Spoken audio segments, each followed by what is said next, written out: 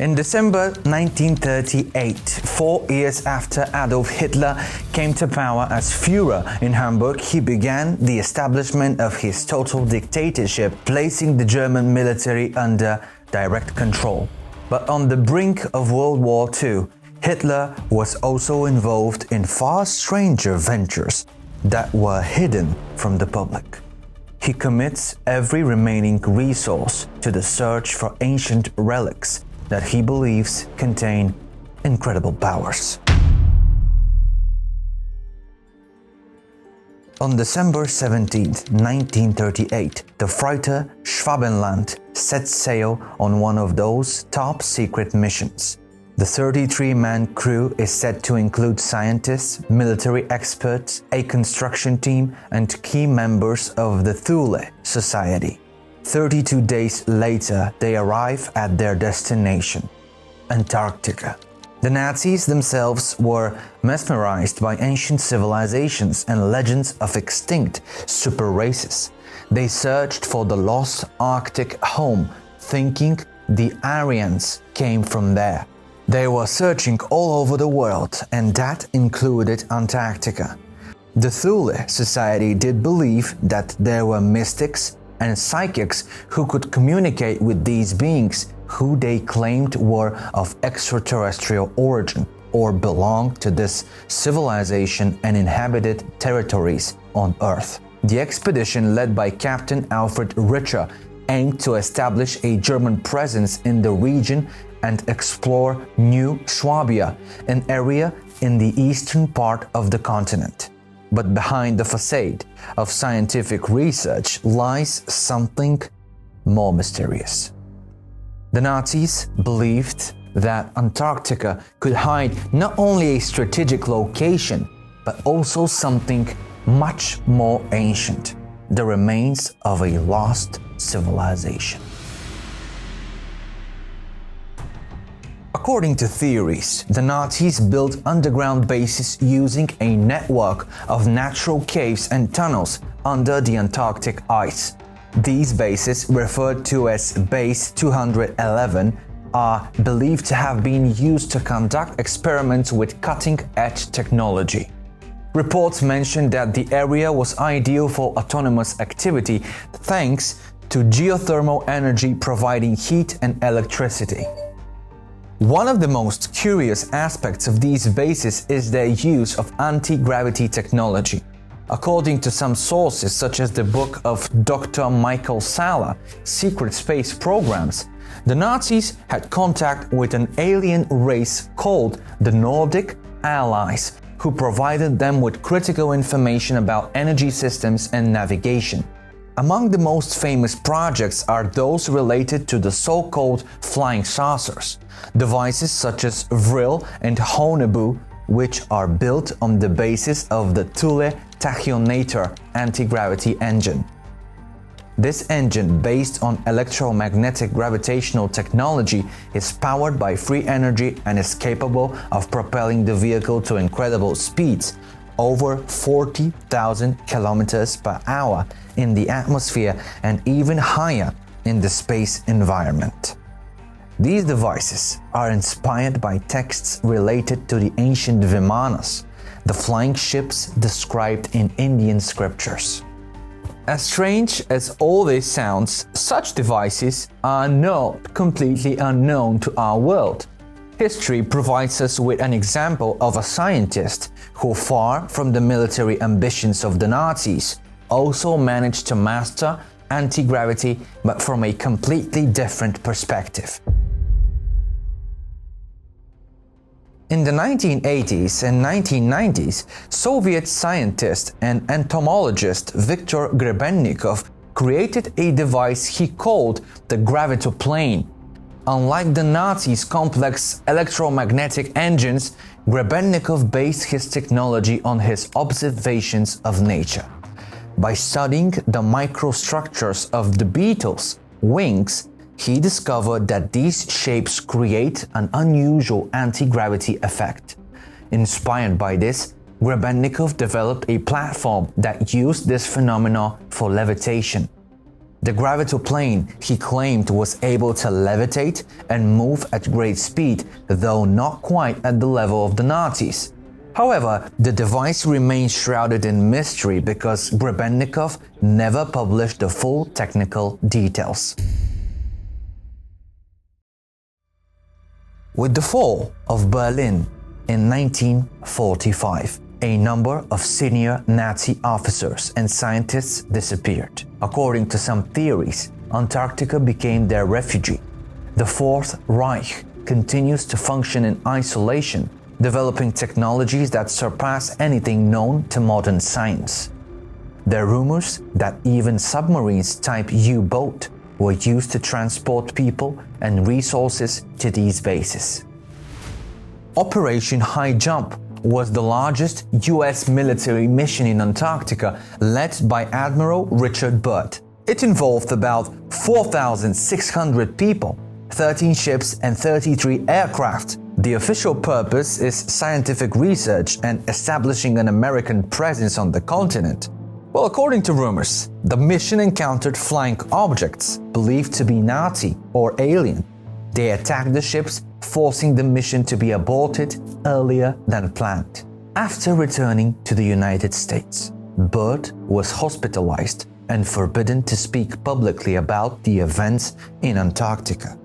Until his death in 1957, he did not mention any further details. During his flight over the South Pole in 1947, Admiral Byrd described an amazing experience in his diary. His plane is said to have been caught in an invisible grip and landed on a mysterious world, the home of the Aryans, an advanced civilization inhabiting inner Earth. "Welcome to our domain, Admiral," says the master leader of the civilization. "We allowed you in here because you are of noble character. Our world exists in harmony, far ahead of your race, which is now at the point of no return." According to the master, the Aryans began to observe humanity after the detonation of the atomic bombs in Hiroshima and Nagasaki. They sent their special aircrafts to find out what was happening on the surface. "Your world is on the brink of a great storm," mourns the master. "Black rage will come upon your culture. Your science will not protect you, but some of your race will survive. And one day we will return to help you start over." They believe that their progress in culture and science can serve as an example of a new beginning. In various statements and interviews, Admiral Byrd alluded to unusual events during the mission. One of his most famous quotes comes from an interview with the Chilean newspaper El Mercurio in 1947. "In an event of another war, America could be attacked by enemies capable of flying from one pole to the other with stunning speed. Do the bases in New Swabia still exist today? And if these bases were real, what was really found in them?"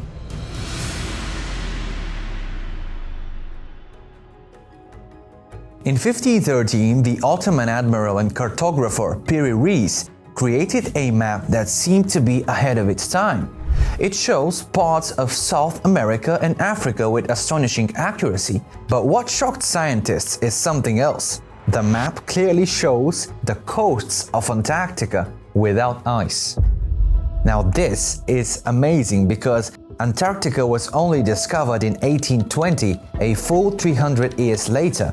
Satellite images taken in the 20th century confirm that the coastline depicted on the map is the same as the one that today lies under kilometers of ice.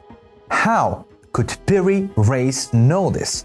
And if he didn't know it himself, where did he get this information from? Piri Reis claims to have assembled his map based on much older documents. One of these documents came from the Library of Alexandria, which according to legend contained the knowledge of lost civilizations. When the map fell into the hands of archaeologists in 1929, they were overwhelmed. What is Antarctica doing there? And how is it possible that its outlines match with those we find today under kilometers of ice? Well, scientists began to study the map and discovered that it was not only accurate, but also showed details that no one at the time could have known. In the 1950s, the map reached Professor Charles Hapgood, who was researching ancient geography. As Hapgood begins to study the map of Piri Reis, he noticed something extraordinary. The coasts of Antarctica, shown free of ice, exactly match the geographic data collected by the probes during the International Geophysical Year, 1957-1958. Hapgood comes with a hypothesis that shakes up the scientific world. He suggests that Antarctica was not always covered with ice. About 12,000 years ago, he says, a shift in the Earth's crust moved the continent into the South Pole, where it froze. The map of Piri Reis may be a legacy of civilization that lived before the cataclysm. The mysterious map also attracted the attention of the American researcher Allington Mallory. To check the accuracy of the map, he made a grid and superimposed the Piri Reis map on the world map. The Ottoman map turned out to be absolutely accurate. After experiments, the scientists stated that the only way to make a map with such a high degree of precision is to photograph it from space.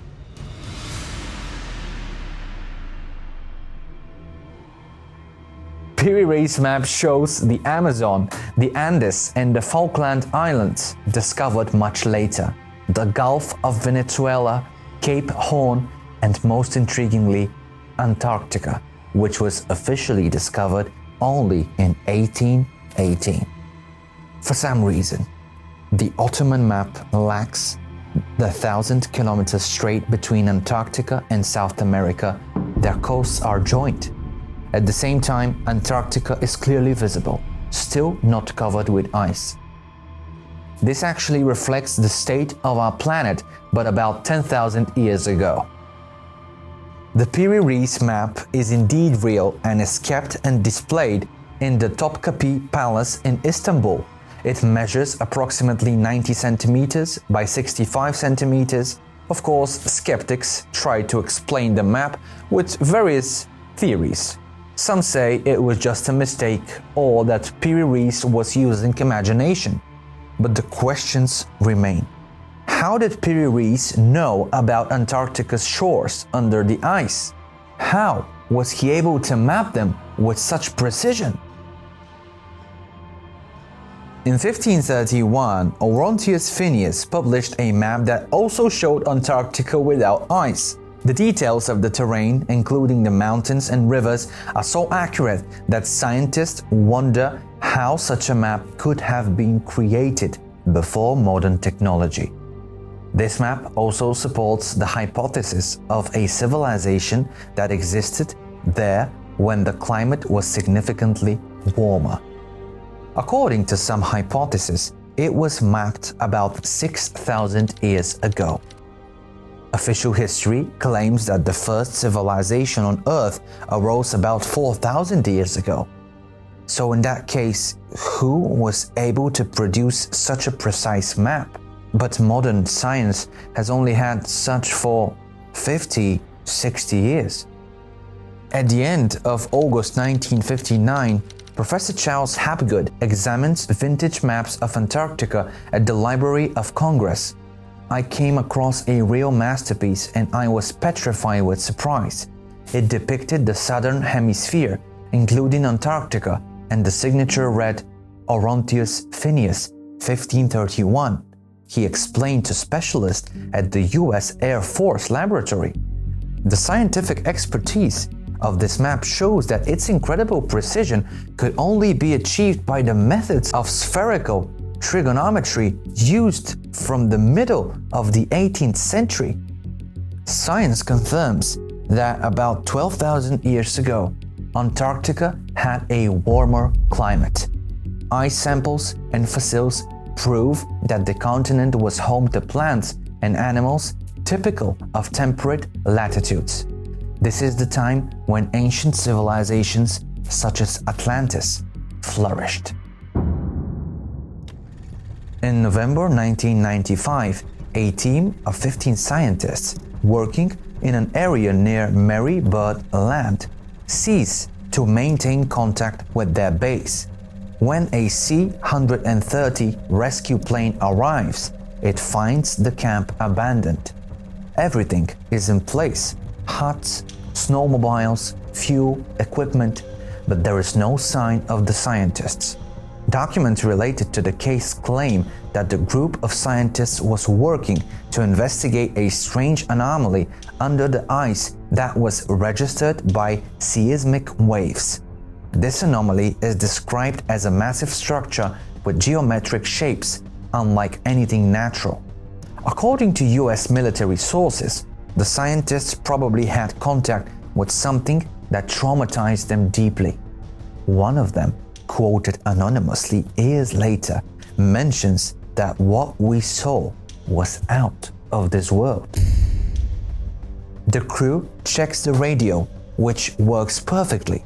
There are no tracks in the snow, and even no corpses have been found. The case remains a mystery until a week later, the scientists return. They were disoriented and refused to talk about what they actually experienced. The C-130 crew was instructed not to mention the incident, and the scientists were moved to an undisclosed location. Antarctica is home to areas where access is strictly prohibited, even for scientists. One of them is the region around the South Pole, where in 1985 a rescue plane team observes a giant hole in the ice as wide as a football field. When we flew over a restricted area, we saw a massive hole in the ice. Warm steam was coming out of it. I've never seen anything like it. One of us joked that it looked like an entrance to another world. After landing at the base, we were interrogated by men in suits who ordered us to remain silent. We should never have talked about what we saw. This hole is connected to a secret base called Project Iceworm, which is rumored to be an underground complex built by the military and private corporations. In the 1930s, the Nazis began expeditions to Antarctica driven by interest in geothermal caves under the ice. These caves are naturally heated by volcanic activity and provide a suitable environment for living and operations. The Nazis used state-of-the-art scanning technology to discover vast underground spaces. According to Michael Salla and other researchers, the German teams found ancient structures that were partially integrated into a network of caves. They have discovered artifacts and symbols that they believe are proof of the presence of an alien race that lived in Antarctica thousands of years ago. These same structures later became the basis for the construction of secret bases. After World War II, the US began its research in the region in a secret program called Project Iceworm. They built these massive underground complexes using the geothermal caves. According to witnesses such as Corey Good, the base was used for developments related to anti-gravity technology. Devices similar to those described in the Nazi Honebu and Vril projects were tested at these facilities. These bases are huge, located under the ice, and are connected to thermal caves that support suitable conditions for life. Some of them are built around ancient structures that have been discovered under the ice.